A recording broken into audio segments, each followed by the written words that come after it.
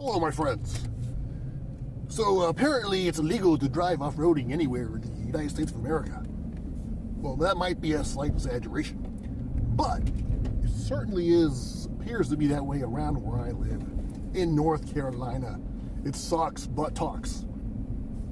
There's woods everywhere, but yet it's illegal to go anywhere.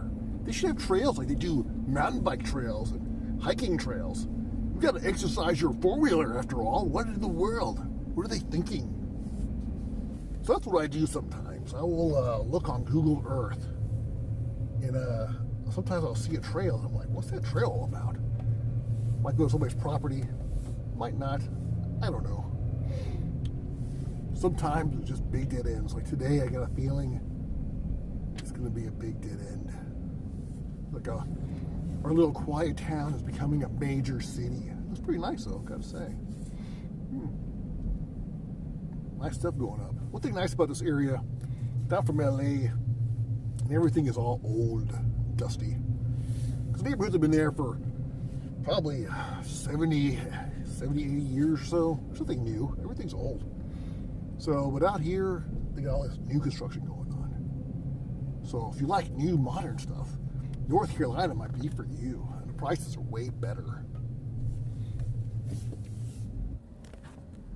The kind of stuff is building. They're building these kind of, I guess they're townhouses or condos or something. Yeah, I guess townhouses. Oh, kind of nice. You're gonna get all this new area. I can't really see in front of me. Oh well, no four-wheeling today. It's a good thing though, because I don't have my tracks with me. I forgot my tracks, and I ordered me a what do you call that thing?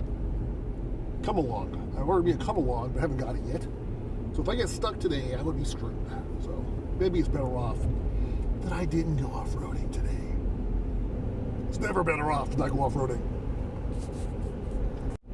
Okay, so there's one other spot that maybe I could potentially go to, but it wouldn't definitely be anything tricky, I wouldn't think. Of course, it could be totally wrong. I don't have my tracks. I don't have my winch. I don't have anybody cool to bail me out. These are all a bunch of punks. That's right, you heard me. My friends are chicken. They got four-wheelers, but they don't want to go off-roading. They get them for no reason, for show. The image. He said the image, it looks cool. You never know. It might rain. I might need it. Oh, I get it. I can't see anything. It's too dark. Oh well, I'll get some gas.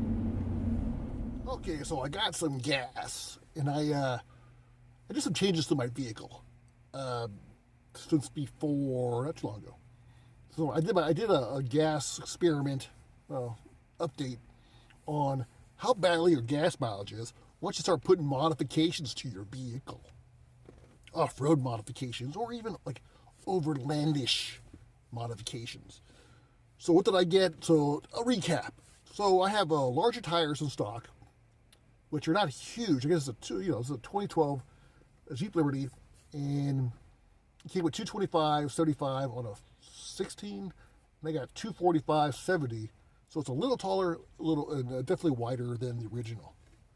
And they're off-road tires, so they're real beefy compared to some danky all-weather tires. They were like street tires before. And once I upgraded the tires, I got a lift. 2 inches in the front, which turned out to be 2.5 because I changed my suspension as well, and it raised it up a little bit. So it definitely raised it about 2.5 inches in the front. Nothing in the back. So it definitely went from like this. Here's the nose. Here's the back. From here to now, it's more like it's a little bit up in the front. Not a whole lot. Not terrible. I think it looks way better. Definitely gave me a lot more clearance. But so then also you got that little lip in the front of your Liberty, and they have a lot of cars have that little lip there, I guess, for aerodynamic purposes. Got rid of it.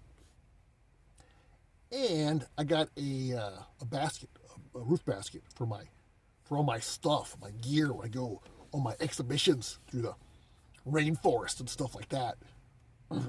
But so all that stuff was adding or making my fuel economy much worse.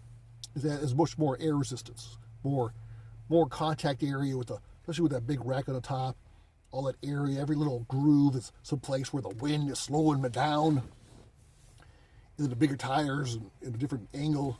So I was getting about 17 miles per gallon, which is pretty good for a Jeep Liberty.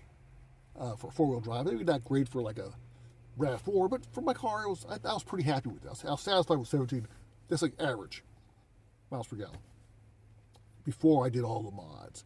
And then with all the mods, everything on there, it went down to in the 13s.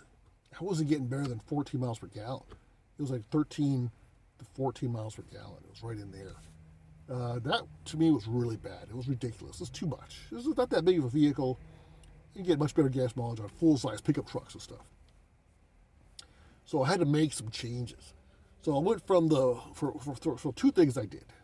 Two main things. One, I got rid of the roof rack. I didn't get rid of it. I just took it off. It's in my garage. If I need it, I can put it on. If I don't need it, I don't have to wear it. I'm not going to just leave it on. Even though I think it looks cool with it. But nonetheless, it wasn't necessary when I wasn't using it. So I took it off. And then I also added some air pressure to my tires.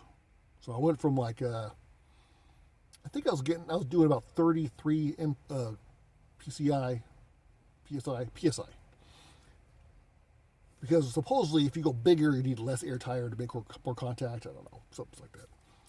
And I think it's suggested to use 33 PSI. So I kept it with 33, but I raised it up to like 37. Now, supposedly it's not as safe. Maybe it won't wear as well, but it seems like it still has the vehicle is not super light, so it still seems like there's enough contact point. I don't feel like it's necessarily dangerous at this point. I slam on the brakes, accelerate hard, turn. Nothing's losing grip. It's definitely a harsher ride, though. You can definitely feel the harsher ride with the more taut tires. So there was a sacrifice there. But, okay, so with those two changes, by just adding air pressure, removing the rack on top, removed the whole rack, it's not just a cage, but also the little crossbars, removed them. So now, I am getting, well, on this last gas mileage, I think it's about the same last one. Drum roll, a solid 15 miles per gallon. And I think, let's see here, yeah, I was like 15, just a little above 15 miles per gallon. But I think I could do better. I think the reason why I didn't do a video earlier, so last gas, when I filled it up last time, I was doing a lot of stop and go. I was doing some shopping. I'm like sitting in the car with the car on. And then I did the same thing just now as well. So probably not as much, but I was definitely sitting in the car idling. I was doing a lot more kind of stop and go driving. The weekends I do a lot more stop and go. During the week, when I'm going to work, it's just basically, it's commuting. It's more direct.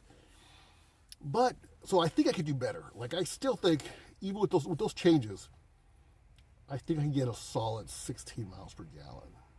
I think so. And I will definitely, maybe, let's see here. So today's Monday. It's a Monday, whenever you watch this. I'll try to do another update. And I'll try not to do anything but go to work and back. And it's more of a mixed bag, but it's definitely more, what's the word I'm looking for? More focused driving. It's not like just lollygagging, going to drive-thrus and, that kind of stuff. So I think I could get 16 miles per gallon. And also, I noticed as well, keep this in consideration, I was really getting upset with the old gas mileage when everything was on there, and I was driving even slower. Like, I was doing like 65 on the freeway, maybe 65 to 70, but I was going slower and slower because I was getting really upset with the gas mileage. Well, once I removed the basket and added the air pressure, I felt like it freed it up a little. I don't know. Mentally, I was driving faster. I noticed that. I definitely was driving. Now I'm doing probably, like, even say I come to work and I wasn't really paying attention. I didn't have it on cruise control, and I was doing like 74 miles an hour, 74 on the highway, kind of keeping flow with traffic. And I just, like, after about halfway, I was like, whatever. I just keep going. So I definitely been driving faster. So I think if I were to drive the same, I think a solid 16 miles per gallon would be more accurate. I think on the highway, 17, 18 miles per gallon. It's rated at 21, I believe, on the highway. So maybe I don't think I would ever get 19 unless I was going downhill all the time. But yeah, I think I could probably get, if I was just commuting on the freeway without a bunch of stuff, just me in the car, just cruising on the freeway at say 70 miles an hour, maybe 18 miles per gallon, maybe even 19. I don't know. I think I'd have to go slower. I think I'd have to do like 55 to get 19. I think so. Well, I'll keep you updated. Thanks for watching Paul's Take, and that is my update on my fuel economy. It's getting better. Working out. Don't ever want to go with smaller tires. Don't want to do that. But I do want to do a lot of driving. So it's kind of like a... All right. Thanks for watching Paul's Take. Make sure you hit like, subscribe if you're not already a subscriber. You watch more of my videos. Thanks for watching Paul's Take. Appreciate you guys.